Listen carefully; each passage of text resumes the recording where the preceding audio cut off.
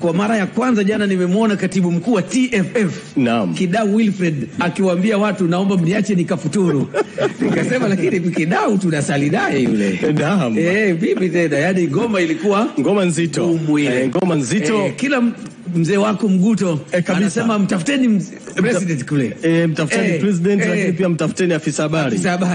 Karim Boimanda. President naye alipotoka kachomoa aongei na mtu. Leo siongei na mtu. Yaani unajua dereva wake alikuwa anamuona kabisa anatoka. Kwa hiyo akawasha gari. Kwa alipopanda hivi akafunga mlango. Yaani gari imetoka mbio kinoma. Ila nimependa kwa style ambayo jana Rais Karia amekuja nayo, kwa sababu inawezekana angezungumza angeachia bomu zito.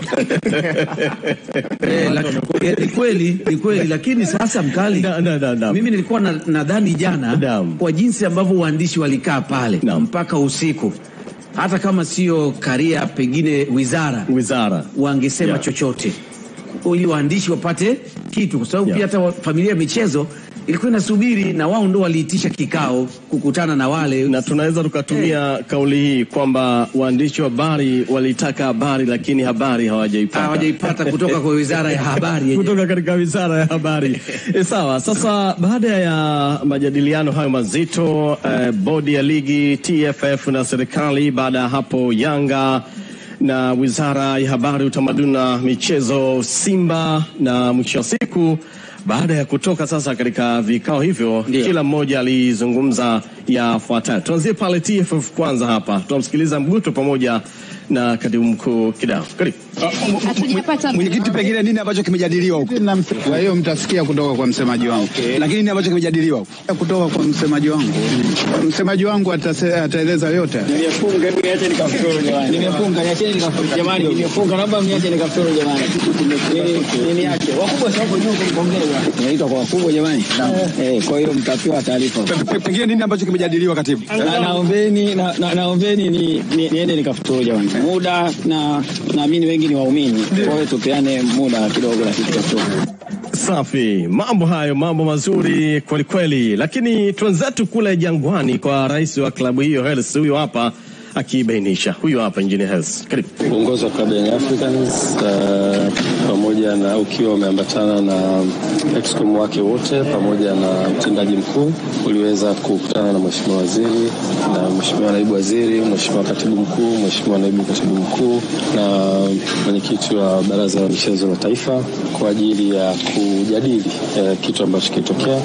Bahati nzuri klabu ya Africans ipata nafasi ya kufikisha yale ambayo ni msingi kabisa yanayohusiana na mchezo ule, na baada ya kufanya hivyo platform ambayo mheshimiwa waziri na jopo lake walitengeneza, dhamira yake kubwa ilikuwa ni kusikia nini kinachotoka kwa viongozi wa Africans, na sisi wakati wote tukiwa kama viongozi tunasimamia interest ya taasisi yetu, ambayo taasisi yetu inasimamia wanachama na timu kwa ujumla. Kwa hiyo tulikwenda kufikisha ujumbe wetu na uhusiana na position yetu kama taasisi, lakini pia mheshimiwa waziri na timu yake wakatusikiliza kwa kirefu, wakapata nafasi ya kuuliza maswali, kujua, na tuliweza kufikisha ujumbe wetu vizuri. Na mheshimiwa waziri alikuwa na mwanzo mzuri kwa kueleza kwamba platform hiyo sio platform inaweza kufanya maamuzi, sio ni platform ya kutafuta solution ya tatizo ambalo limetokea. Kwa hiyo alikuwa anataka kujifunza kutoka kwa Young Africans nini hasa kinachowasibu na nini position yao.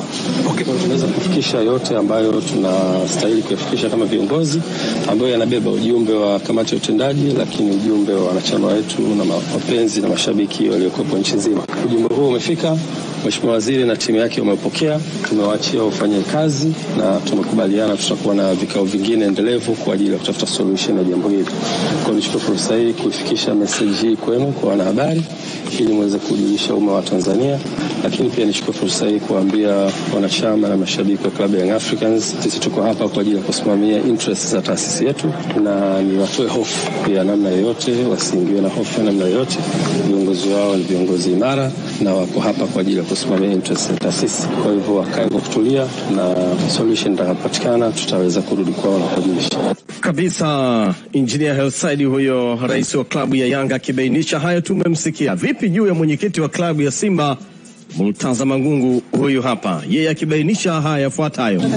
Tunashukuru kwamba tumezungumza yote ambayo yalikuwa ni ya muhimu na tumewasilisha kwa Mheshimiwa Waziri na timu yake. Kwa hiyo naamini vikao vitaendelea. Maendeleo ya soka Tanzania. Maendeleo ya soka yako mengi. Kuna maeneo mengi ambayo waziri kama mnavyofahamu ni mpya katika wizara hii, pamoja na uzoefu mkubwa walionao, lakini kuna mambo ambayo yatakiwa tujadiliane ili kuweza kupata mtazamo wa pamoja. Hiyo inabidi umuulize yeye kwa nini umewaita Simba na Yanga. Lakini sisi tumekuja kuwakilisha Simba. Kwa hiyo aliwakilishwa na watu wengine mimi sijui. Leo tumeanza kikao cha awali, tutafanya tena kikao wakati mwingine. Kikao chetu sisi hakihusiani na chao. Kama ingekuwa kinahusiana ina maana tungekaa pamoja. Kwa hiyo siwezi kujibia jambo ambalo sikulishuhudia. Wao walipokutana na waziri wanajua waliozungumza nayo, na kama wameeleza hivyo ni sawa. Lakini sisi tunachosema hayo ambayo nimewaeleza ndio ambayo tulijadiliana. Mamlaka si imeshasema mechi itapangiwa tarehe. Kuna haja gani tena ya kusema hatma? Kuna hatma gani nyingine? Hamna hatma. Hatma mpira utachezwa tu siku nyingine kama itakavyopangwa. Wao wanashikilia kanuni, lakini kanuni hiyo inaipa mamlaka bodi ya ligi kubadilisha mchezo muda wote pale ambapo wanaona inafaa. Sasa uwezo ukachukua sifa ya tembo ukachagua kwa kulitaja sikio au mguu peke yake. Ukitaja tembo inabidi umchukue wote. Kwa hiyo kanuni hizo kuna vipengele zaidi ya 54. Sasa unawezaje wewe kutumia kipengele kimoja tu peke yake? Inabidi uwe na fikra nzuri zaidi. Naam, mwenyekiti wa Simba mzee wetu Murtaza Mangungu, umemsikia? Sikia vizuri sana. Wao walikuwa na mjadala mwingine kabisa wa maendeleo ya soka. Kamanda Jeff, lakini Mangungu yuko sahihi. Ndio.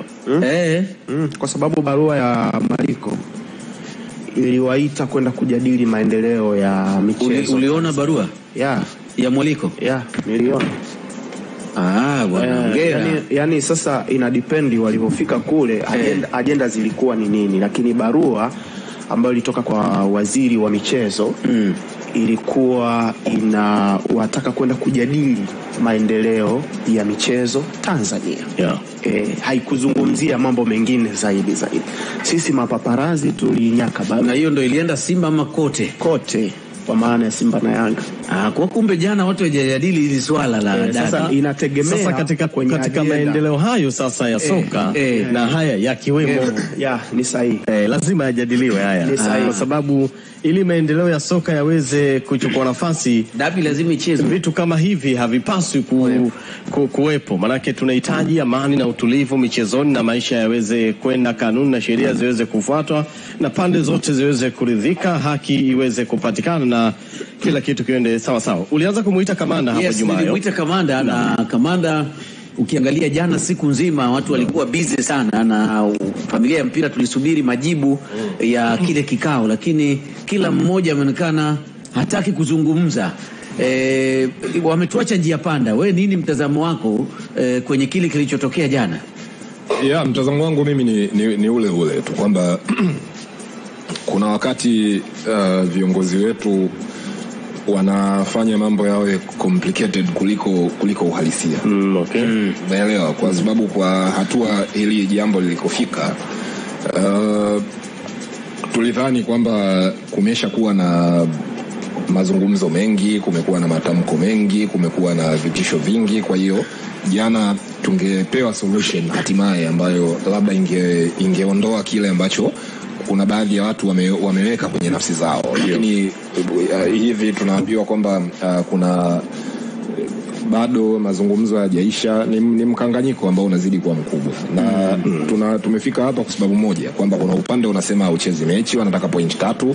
Kuna upande mwingine unajua mechi itapangwa. Kwa hiyo ni ile vuta ni kuvute ambayo kwa bahati mbaya itaendelea, na mimi sielewi ni nini hasa kimeshindikana, with all due respect kwa wale watu ambao walishiriki hicho kikao, kwa sababu kwa hatua ilikofikia ni rahisi kufanya ruling. Kama mnawapa watu point 3, semeni maisha yaendelee. Kama mechi inachezwa pia semeni maisha yaendelee, ama pia semeni wekeni timeline kwamba bwana hili jambo sisi tutahakikisha kwamba ndani ya wiki moja ijayo litakuwa limepatiwa ufumbuzi na mechi itachezwa labda kabla ligi haijaisha. Kwa hiyo ni sintofahamu ambayo imeendelea kuwepo, na matokeo yake ni kwamba kila mtu ile jambo atalipa tafsiri ambayo anataka kulipa, na kuna wengine wanaweza wakafikia hatua ya kusema kwamba Simba na Yanga ni kubwa kuliko mamlaka za juu kabisa za nchi hii, jambo ambalo sidhani kama ni hisia nzuri za watu kuwa nazo, lakini ndio tutakakofika. Ya kabisa. Hansi, baada ya kikao kufanyika, ulitamani wizara watoe mwongozo kwa maana ya kile ambacho wamekijadili kule? Nadhani kikao kilikuwa ni cha kusikiliza zaidi. Okay. Kulikuwa ni kikao cha kusikiliza zaidi, na kwa habari nilizokuwa nazo kikao kilitakiwa kuwa cha siri zaidi. Okay. Ambacho kimejadiliwa, kwa sababu bado mwafaka ukufikiwa. Na sisi ni waandishi wa habari, unajua. Waandishi wa habari unatakiwa kufanya uchunguzi, kupata info na nini. Taarifa nilizonazo, Yanga wameweka ngumu. Yanga waliweka ngumu. Yanga walidinda. Kwenye eneo lipi? Kwa kile ambacho engineer amekizungumza hapo, ukimsikiliza ni kama kile ambacho alikiandika kwenye barua ambayo ilikwenda bodi ya ligi kwa maana ya kamati tendaji, lakini pia kienda mbali zaidi kwamba wanasikiliza pia hisia za mashabiki wao, na kuna muda pale alitoka kwenye gari akawaambia wanachama, tulieni, simenichagua kwa ajili ya kuisimamia hii taasisi, kwa hiyo muwe na subra. Na alikuwa anaongea kwa confidence yote rahisi. Na taarifa nilizonazo ni kwamba Yanga wameendelea kushikilia msimamo wao kwamba wanahitaji alama 3, lakini hawana imani na bodi ya ligi. Okay. Umeona kama barua aliyoiandika ndio kitu ambacho wamekwenda kuwasilisha. Kwa hiyo waziri amesikiliza, I don't know atapeleka wapi. Yeah. Lakini kwa kilichokuwepo jana na mimi nilichokipata ni kwamba Yanga waliendelea kushikilia msimamo wao, hawakuyumbishwa na wala hakuteteleka. Yes. Yeah. Na pasi na shaka hii inatupa tafsiri gani? Watu wasimamie kanuni na sheria. Simba walisemaje? Unajua Simba wao wanataka mechi, wako tayari kucheza mechi. Yeah. Ishu kubwa ilikuwa kwa Yanga zaidi.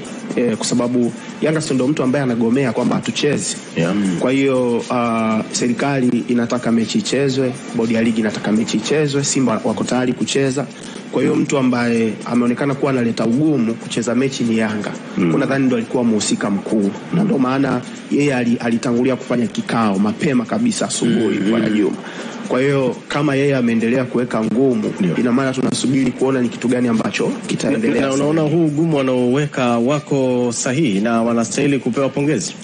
Unajua mtu huwezi kuweka ugumu kama hauna sababu. Naam. Na unaweza ukaweka ugumu wala ni katika eti wale kwa nunda tu. Maana kuna watu ni nunda tu wanaweka ugumu kwenye jambo angali ukweli wanaojua. Nimetolea mfano tu. Kama jambo limefika serikalini, yani huwezi kwenda kuropoka kama hauna kitu cha kushikilia. Yeah. Umeona? Lazima uwe unashikilia kitu ambacho unaamini hichi kinaniguide mimi kufanyaje? Kutunisha misuli. Yeah. Si kwa hiyo wao wanachotaka ni kanuni na sheria zifanyeje? Zifuatwe. Yeah. Na wao wanaamini kwamba kanuni na sheria hazikufuatwa, hakukuwa na sababu ya kuahirisha ile game. No. Kwa hiyo wao wanachodemand ni alama 3, lakini hawana imani na bodi ya ligi. Pia wanademand magoli 3. Kwa hiyo hatujajua huko mbele ambapo mheshimiwa waziri analipeleka, sijajua, au baada ya kusikiliza kutoka kwa Yanga ni nini ambacho serikali wataenda kuamua, sijajua. Ndio tunasubiri kuona. Mimi kwa mtu mmoja hivi wa Yanga ambaye huwa wakati mwingine tunawasiliana katika namna moja ama nyingine, Yanga inavyoonekana, Kamanda Jeffrey, hawana imani na bodi ya ligi, na matamanio ya walio wengi pale Jangwani wanatamani viongozi waliopo ndani ya bodi ya ligi wangatuke. Imani ni ndogo na mzee wangu Steven Mguto pamoja na Almasi Kasongo. Hii hoja ambayo wanaishikilia Yanga, Kamanda Jeffrey, unafikiri wako sahihi sana? Hoja ya kutokuwa na imani? Yes. Ni unafiki tu, ni unafiki. Ni unafiki kwa sababu timing ya hicho kinachosemwa Yeah. It gives them away. Kwa sababu katikati ya msimu huna imani na bodi ya ligi, unataka nini kifanyike sasa kwa wakati huu? Hilo ni moja. Lakini pili, wakati ligi inaanza mlikuwa wapi? Au inawezekana wamewavumilia kwa muda mrefu sasa, walikuwa wanatafutia sehemu tu ya kutokea. That's possible. Yes. Hilo inawezekana, yeah. Lakini kwa nini hawakuwahi kuweka hizo sentiments hadharani? Kwa sababu yeah, wote ni mashahidi kwamba toka wakati ule ambako kulikuwa na attempt ya kampuni inayofadhili Yanga kutaka kudhamini ligi nzima, yeah, Simba wamekuwa na malalamiko mengi kuhusiana na bodi ya ligi. Yeah. Simba wakiamini pia kwamba wapinzani wao wanapendelewa. Sawa. Kwa hiyo kama wangesema hivyo Simba, nadhani mnakumbuka mbao kuna wakati aliwahi kutoka Wallace Karia akazungumza kwamba kama kuna watu wamefaidika sana katika wakati wake huu yeye kama kiongozi wa juu ni timu ya upande wa pili ambayo ni Yanga. Na nakukumbusha tu hapo Jeffrey, pia nikikuongezea katika hicho unachokizungumza, yeah, Yanga aliwahi kugomea logo ya mdhamini ambayo ile logo ilikuwa ina rangi nyekundu hapa. Yeah. Na waligomea kweli na bodi ya ligi waliwasikiliza na ikawa hivyo. Umeelewa? Kwa hiyo hapo kwa kiasi fulani bodi ya ligi nao ni kama waliwalea Yanga hivi. Kuna sentiments nyingi ambazo unaweza ukazitolea mifano za Yanga kuwa upande sahihi wa bodi ya ligi. Kwa hiyo kwa hili moja tu it doesn't make sense kwangu na I cannot take them serious. Ndio. Hansi, Yanga kukosa imani na viongozi wa bodi ya ligi katika nyakati hizi ambapo ligi inaelekea ukingoni, na sababu ya haya yote ni mchezo wa dabi baada ya kuota mbawa ndio wakaibuka na ile barua yao. Unafikiri wako sahihi sana kwa hiki ambacho wanakisimamia? Wako sahihi. Hata mimi ningekuwa na timu ningesema sina imani na bodi ya ligi. Kwa nini? Kwenye eneo gani zaidi na zaidi? Binafsi ni viongozi ambao wamewekwa kusimamia sheria na kanuni. Naam. Alitoka kiongozi mmoja kwenye hiyo bodi akasema jambo likitushinda tutalipeleka serikalini. Jambo limeonekana kuwashinda limeenda serikalini. Ni wazi hawawezi kusimamia sheria na kanuni. Na hatuwezi kuwa na viongozi ambao wanayumbishwa, viongozi ambao hawawezi kusimamia kanuni na sheria, viongozi ambao hawana msimamo, viongozi ambao wanakubali kuwa chini ya Simba na Yanga. Ni jambo ambalo halikubaliki. So binafsi nakubaliana na ambacho wanakifanya Yanga. Hata mimi ningekuwa na timu yangu ya kwangu mimi ambayo imekutana na hii situation iliyotokea, bado ningetoka nikasema sina imani na bodi ya ligi. Binafsi mimi kama mdau wa soka, mimi mwenyewe sina imani na bodi ya ligi kwa sababu wamekubali kuwa chini ya Simba na Yanga wakati sheria na kanuni ambacho mtu unashindwa kuelewa ni kwamba kwenye mikutano mikuu ya TFF ndio mara nyingi hapo huwa pia masuala ya bodi ya ligi huwa yanajadiliwa, sio? You guys nakumbuka kiongozi wa juu wa Yanga na kiongozi wa Simba kwenye mkutano mkuu uliofanyika Moshi wakimuendoze Wallace Karia. Sawa kabisa. Ile haikuwa the right place ya kuzungumzia hizo frustrations ambazo Yanga wanazo na bodi ya ligi. Nataka kuzungumzia nini kilitokea mpaka ile siku Karia akapewa sana maua alafu leo kageuka kuwa adui. Nasibu, naomba nitafutie zile kauli za Mangungu pamoja na Hersi hapa tuzicheze. Hata mwaka hujapita. Haujapita. Mimi binafsi yani kilichotokea tarehe 8 au ile siku kiongozi wa Yanga alivorudi klabuni alikutana na lawama. Binafsi mimi kilichotokea tarehe 8 tu kinatosha. Kilichotokea tu tarehe 8 kinatosha. Tarehe 8 tu kilichotokea. Lakini mwanzoni kote ulikuwa una imani na bodi ya ligi. Yani mimi kitu ambacho kimekuja kunifanya nisiamini bodi ya ligi na TFF ni kilichotokea tarehe 8. Kwa sababu kanuni na sheria zipo. And then wanatoka wanakiri kwamba Simba na Yanga ni wakubwa. Wametumia busara. Sio maneno ya kuambia wadau ambao wanawaamini, wamewapa mamlaka, msimamie mpira wa Tanzania. And then unatoka unasema jambo likitushinda tunalipeleka serikalini wakati kanuni na sheria zipo na zimeshindwa kufuatwa. Kwangu mimi kiongozi yoyote wa Simba au Yanga akitoka na kusema kwamba hana imani na bodi ya ligi, mimi kiukweli siwezi kumtake seriously. Naweza kumtake seriously kiongozi wa JKT, kiongozi wa Dodoma, kiongozi wa Prisons, wa Pamba, sio wa Simba na Yanga, kwa sababu hakuna watu ambao wamenufaika kuliko hizi klabu mbili.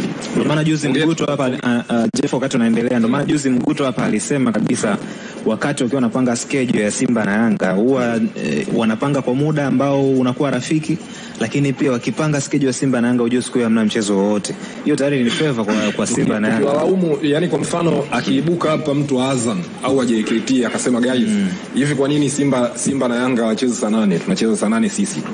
Umeelewa? Kwa hiyo yani hiyo power ya kutoka wakasema no, forget about the, unajua shida nyingine kwenye mpira wetu, so lazima utumie power kwenye sehemu ambayo kwenye mpira wetu mkawa ina wote tulioko hapa ni kwamba tunaishi kwa nguvu ya yule ambaye anaweza kuongea zaidi. Sawa, yule ambaye anaweza kuropoka zaidi, yule ambaye anaonekana na hasira zaidi, na ndio maana unaona kuna kama choreographed efforts za upande mmoja kwamba hatuchezi, upande mwingine uko tayari kucheza. Lakini katika hali ya kawaida, mimi hili swali nitaliuliza hata mara 50 kwamba kwenye zile platform sahihi, sawa, ambako kwenye mikutano mikuu ambayo bodi inahusiana na mabadiliko ya kanuni, kwenye mikutano mikuu ya TFF, haya mambo huwa yako wapi?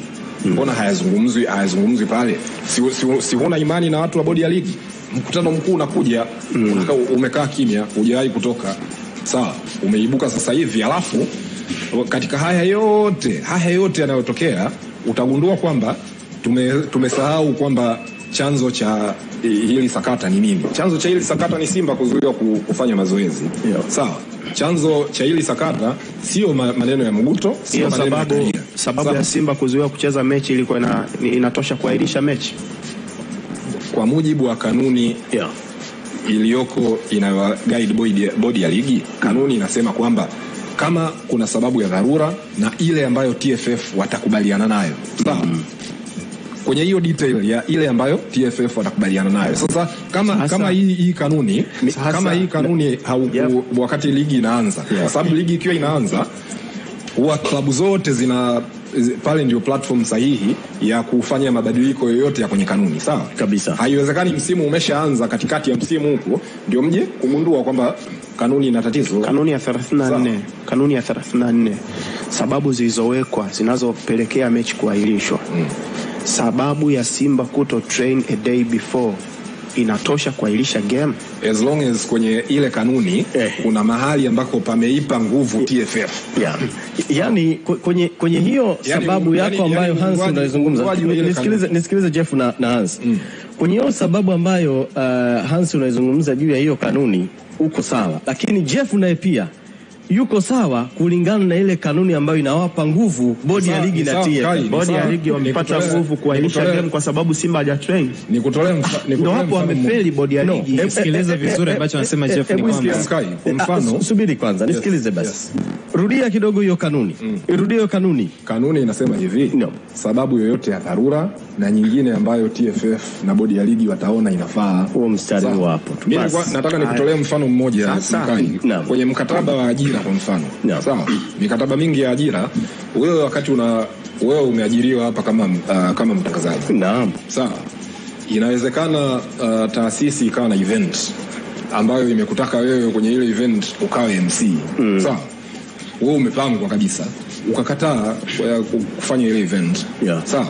Lakini kwenye mkataba wako kuna detail ndogo ambayo imeelekeza wewe job description yako na kitu kingine ambacho ofisi itakupangia. Ni kweli. Sawa? Ni kweli. Kitu kingine ambacho ofisi itakupangia.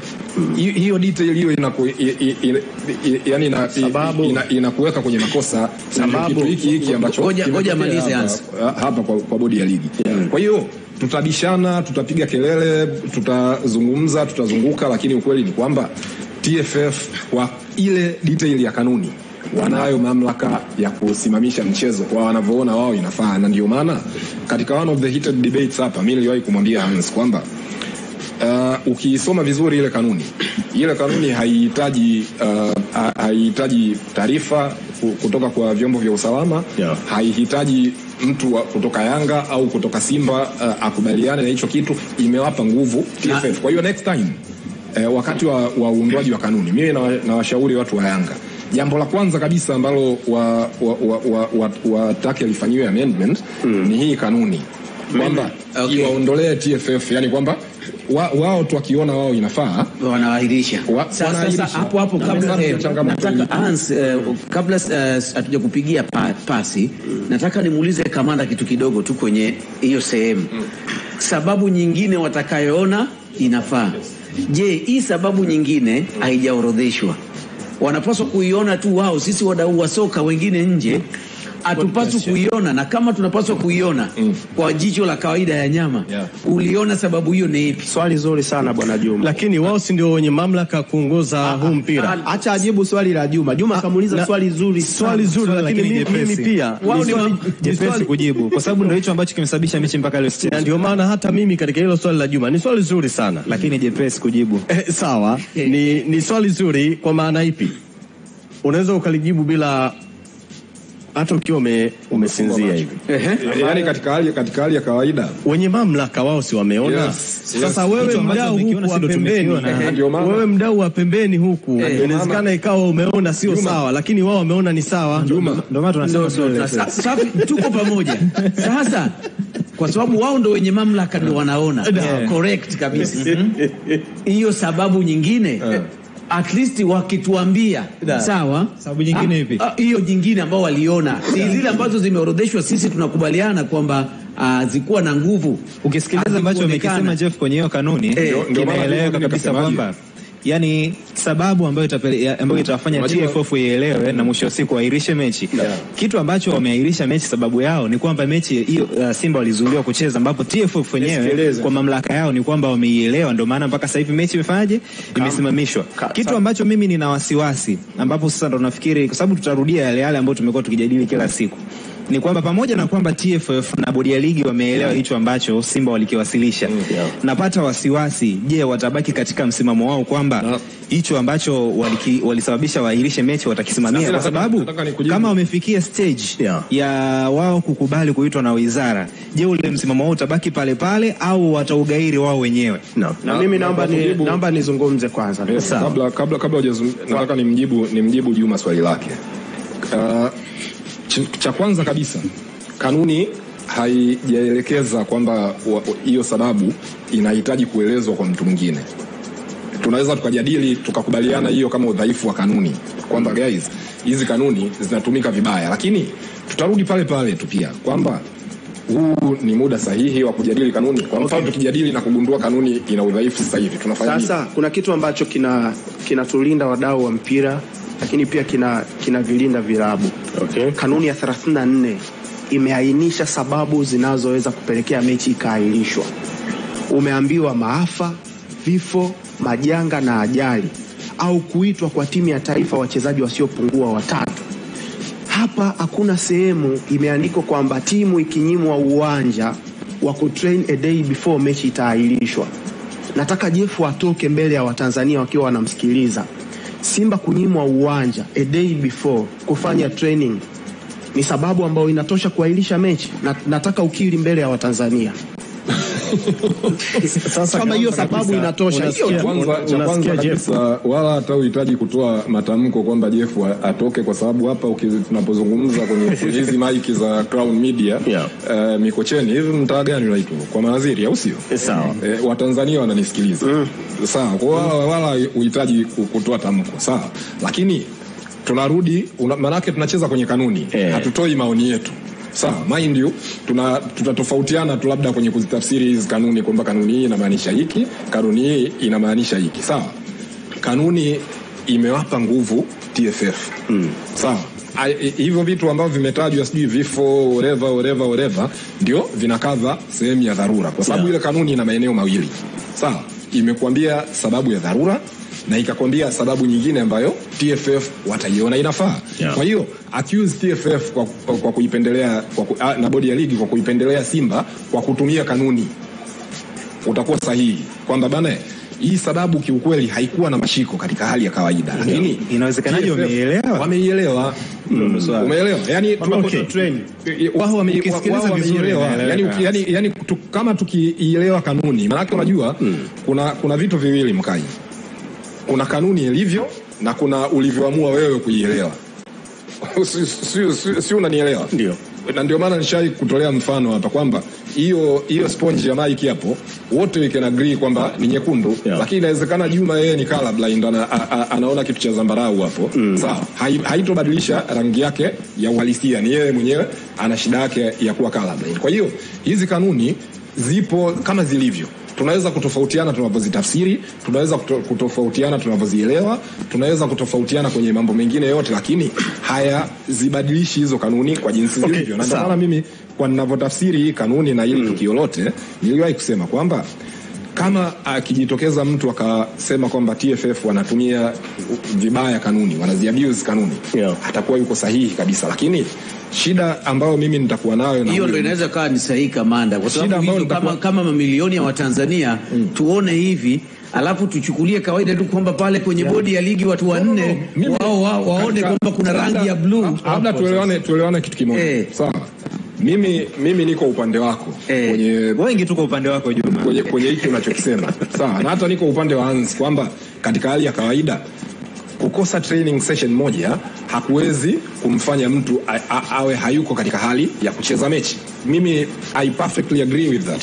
Na ndio maana hata majuzi hapa kwa mfano Benin, South Africa wakufanya mazoezi ya mwisho kwenye mechi dhidi ya Benin, walikwenda wakamfunga Benin goli 2-0. Sawa. Stars tujuzi hapa tumecheza na Morocco kanuni. Lakini Stars walishapatiwa nini? Yani wakati mnaambiwa huo uwanja mta train kwa sababu kuna 1 2 3 wanapewa uwanja wa kutrain kwa utaratibu. Umeelewa? Lakini kanuni imewapa nguvu TFF. Kwa hivyo the lesson to be learned here na kwa wadau wote ni kwamba wakati mwingine hizi kanuni tusikubaliane nazo mwanzoni tu pale mwa msimu kwa sababu ya mazoea. Hichi kinachozungumzwa tuzijadili. Hichi kinachozungumzwa Jeff, bado tunarudi kwenye kauli ya Mguto kwamba walitumia busara kuahirisha game, sio kanuni. Hapana, tukiendelea kanuni wametumia wapi? Hiyo wameitumia kanuni. Kuto train ya kukufanya ile ilikuwa ni kosa la inawezekana labda. Unasikia? Inawezekana labda tusome tena kwa mara ya mwisho Jeff leo. Ilikuwa ni kosa la kikanuni, ilitakiwa kuadhibiwa kikanuni. Umeona? Aliyemnyima Simba uwanja kuto train ilibidi aadhibiwe na mechi ipigwe. Hiyo sio sababu inayopelekea mechi kuahirishwa. Bodi ya ligi wamefeli. That's why wametoka wakasema mimi binafsi kiukweli hili jambo nimeliangalia sana kwa undani. Kabla Mkai, naomba nikukatishe. Wewe ndo mwenyekiti wetu hapa. Sawa. Naomba kwa heshima na taadhima, ndugu mwenyekiti, nikukatishe. Umeniruhusu. Karibu. Nataka nisome kanuni. Sawa. Kuahirisha mchezo. Naam.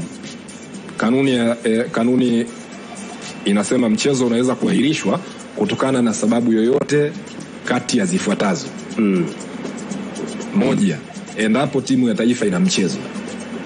2, endapo timu inashiriki katika mashindano ya kimataifa ina muda usiozidi siku 3 kufikia mchezo wa kimataifa. 3, sababu ya dharura au na yenye msingi itakayokubaliwa na TFF. Sawa. Kwa hiyo sababu ya msingi ni kuto train a day before. Ambapo sapoansi ndipo ambapo Jeffrey anamaanisha kwamba sisi tunaweza tukaiona sio ya msingi, lakini kwa jinsi ambavyo TFF wameipokea wameiona ni ya msingi. Ambapo sapo ni ruksa wewe Juma, mimi Jeffrey na Mpomkai kutokubaliana nao. Lakini kwa wao kama wameona ni ya msingi, it's okay. Na hatuna cha kuwafanya. Na mimi ndo narudi kusema kwamba bodi ya ligi wamefeli. Hiyo sababu iko sahihi. Yani mimi nakubaliana na wewe kwamba bodi ya ligi wamefeli, na moja ya felia hizo ni kuwa na kanuni kama hizi, kwa sababu umeona kwa mfano Hans kitu anachokisema kwamba kosa la kuizuia timu isifanye mazoezi ni kosa la kikanuni, liadhibiwe kikanuni. Hiyo nayo ni sehemu ya tatizo, kwa sababu moja kati ya kanuni ambazo zinakuwa abused na baadhi ya timu ni kanuni kama hizo. Kwa mfano kama hiyo, mtu anajua tu kwamba mimi naweza nikamzuia mtu yote asifanye mazoezi, nitatozwa watu 500. Sawa. Mtu anajua kabisa kwamba bana mimi naweza nikapita kwenye mlango ambao hauruhusiwi talipa tu 500 na nao uwezo wa kulipa hiyo 500. Kwa hiyo another lesson ambayo tunajifunza hapa, Mkai, Juma, Hans na Rich na Watanzania wale ambao Hans aliwataji ambao wanatusikiliza. Swala lingine hapa ambalo ni changamoto katika mpira wetu ni uwepo wa kanuni dhaifu ambazo zinawamotivate watu kukosea wakijua kwamba hakuna consequence. Sawa, inatosha kabisa, hilo tumelizungumza kwa uzuri kabisa. Sasa nataka nimuulize mmoja baada ya mwingine hapa juu ya hiki ambacho nataka kukiweka mezani. Nani chanzo kikuu wa hili jambo mpaka hapa tulipofikia? Nikianza na Juma. Ni Simba. Mimi nasema mabounce ndio chanzo. Kwa hiyo kiufupi ni Yanga wa hili jambo mpaka kufika hapa. Kweli huyo mtu hakuwa na mawasiliano, lakini kwa nini uende kumzuia mlangoni? Mwache ingie, alafu bodi ya ligi wampige adhabu huyo mtu. Kwa hiyo kiufupi Yanga ndio tatizo. Mabounce wa Yanga ndio chanzo haya yote.